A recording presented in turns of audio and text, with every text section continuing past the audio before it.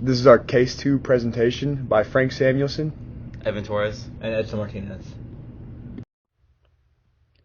WeaveTech is currently an apparel company that was originally called Johnsonware until it was bought out by CVX Partners, which is an investment company, and they changed the name of the company to WeaveTech. And now this company, WeaveTech, goes back many years.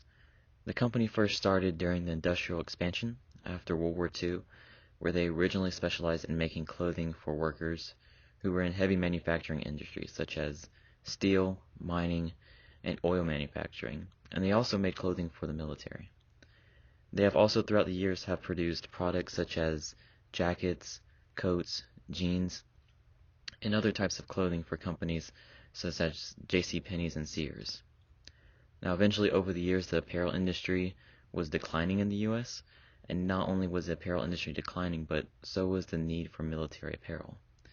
Now this was due to changing technologies within the military that was reducing their need for military personnel. And so with their market changing, this will be affecting the future position of the company. Now, CVX Partners, the ones who bought out WeaveTech, have unfortunately also put the company in a difficult situation. During the mortgage crisis of 2008, CVX ended up acquiring a lot of debt, which ended up hurting the company's overall industry ranking. Now this, along with what was mentioned previously about the change in the company's market, has put Frank Jennings in a position to have to make several very important decisions. Frank Jennings is the current Vice President of Human Resources at WeaveTech, and has just recently learned from CVX that they are wanting to change WeaveTech's customer base due to the current circumstances. This means that they will be reorienting their market away from the military and focusing on the high-end performance clothing market.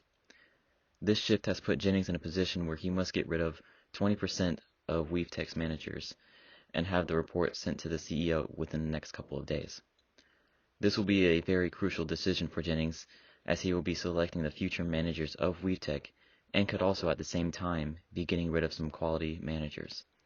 This will be a very difficult task for him, and he will need to make sure that he has several effective strategies in place to help him make sure that he makes the most accurate decisions. So the first solution that we came up with for WeaveTech to follow was to kind of use the performance appraisal system to identify and address underperforming managers, and using that to kind of cut the lowest 20% of managers. So by utilizing the performance appraisal system, WeaveTech kind of aims to pinpoint where there are employees that may not be contributing fairly to the company's growth. This approach is not just about like separating up underperforming individuals from everybody else, but also about identifying and recognizing those that are consistently going above and beyond to help the company.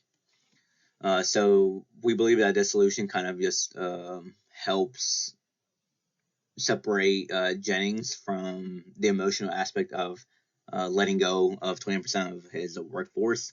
It kind of puts everything into more an objective perspective and allows him to hopefully make it a little bit easier on himself.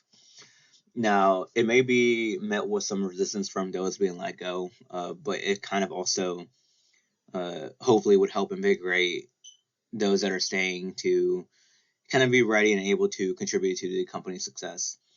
So this kind of also aligns with WeaveTech's already established doctrines. The first doctrine, fix the system, is upheld by addressing underperforming managers who may be resistant to change. By removing these kind of barriers, the company creates an environment where innovative ideas can flourish and subordinates can thrive. The second one, to hire right, as letting go of underperforming managers opens up opportunities for fresh talent that can align with the company's vision to come in and help contribute towards that success. And finally, you have the third one, which is fire fast, which is aptly supported by the solution. So by identifying those that are not performing their task correctly and letting them go and parting ways with these underperformers, WeaveTech kind of sends a clear message across the board that it values and rewards those that are able to kind of really contribute to the company.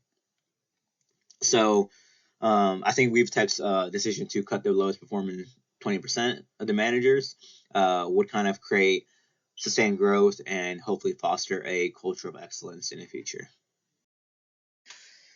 So solution number 2 comes from WeaveTech's decision to stand behind Davidson's no layoff policy and holds some profound implications for the company's future and growth direction. So WeaveTech choosing to not succumb to the pressure of reducing their workforce sends a powerful message to all of its employees. By committing to support each individual member, regardless of financial circumstances, the company really demonstrates its true colors. So this also kind of is a dichotomy to CVX, where their sole purpose is to make money. But WeaveTech choosing to put people first really demonstrates that they are willing to put more resources into their own staff to kind of head into the direction they want to head towards. Now, this decision to refuse staff does not come without responsibilities. WeaveTech must now invest more resources into its managers and employees to kind of foster their development in a desired direction. It's really essential for 2 main reasons that they follow this method. First, it instills kind of a sense of care and pride within the workforce. It demonstrates that WeaveTech is not just interested in numbers, but in individuals who form like the heart of the company.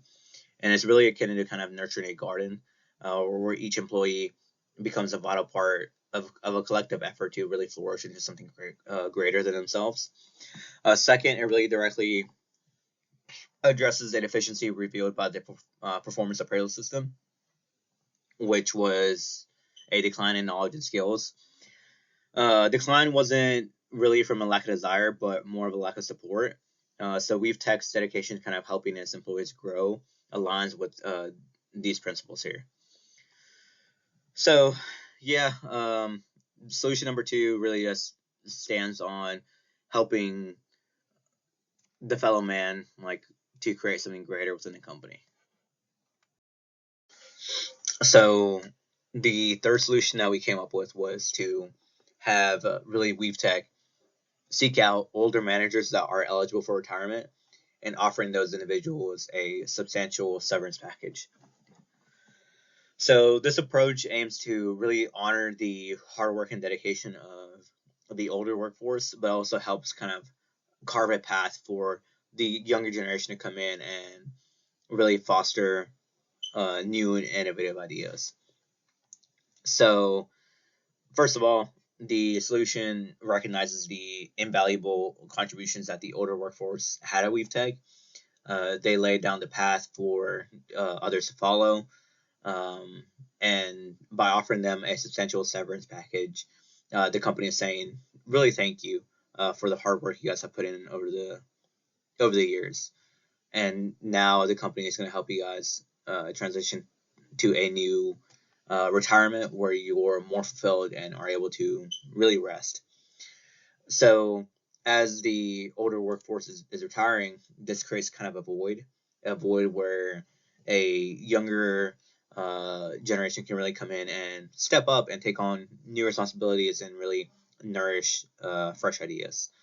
So it's not to disregard the experience of the older generation, but it's more so about creating a space for this new workforce to bring forth ideas that may not have been considered in the past, or were considered but were stonewalled at some point in the process. It's also more so about a shift in perspective that allows the company to kind of really tap into the energy and creativity of a younger demographic as they kind of move into this high-end performance apparel market. So the solution really just kind of helps embody that we are moving in a different direction, and we want different minds to find different solutions, essentially.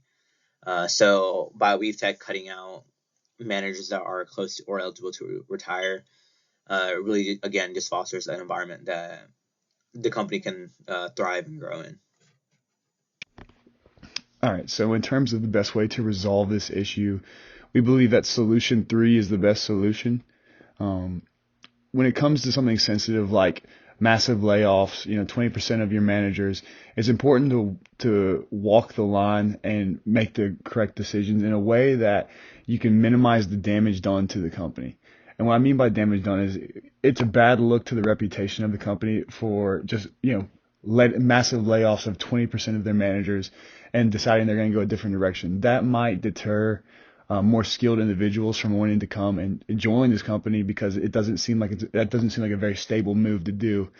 So if you can do that in a way that not only are the employees that are leaving satisfied, but the company also gets to change that direction to that new focus. So we feel like, by offering the older employees their retirement packages, maybe a little bit earlier than they wanted to, we feel like they would be more willing to accept that. And by doing this process, this also helps to bring more skilled employees into those roles, and that'll help transition the company towards the new market that they're trying to go for. So in terms of the best solution, we believe that solution 3 is the best.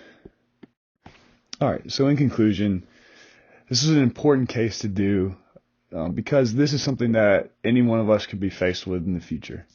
As a manager, you'll face hard decisions that will affect people's lives. And it's your duty to be able to weigh out all options and to understand what is best for business, but at the same time, understanding the right thing to do by your employees. A manager's going to have to possess the ability to look through the employee's point of view and to be able to see the external results of internal decisions. And I truly think we got to see that in this case, to where you're tasked with something, as severe as laying off 20% of your managerial staff and then moving your business into another direction. So in the real world, it's important to be able to have tasks or problems such as this, and to be able to navigate those with the best possible solutions that help keep your company in a good light and move forward past whatever problem you're going to do and grow.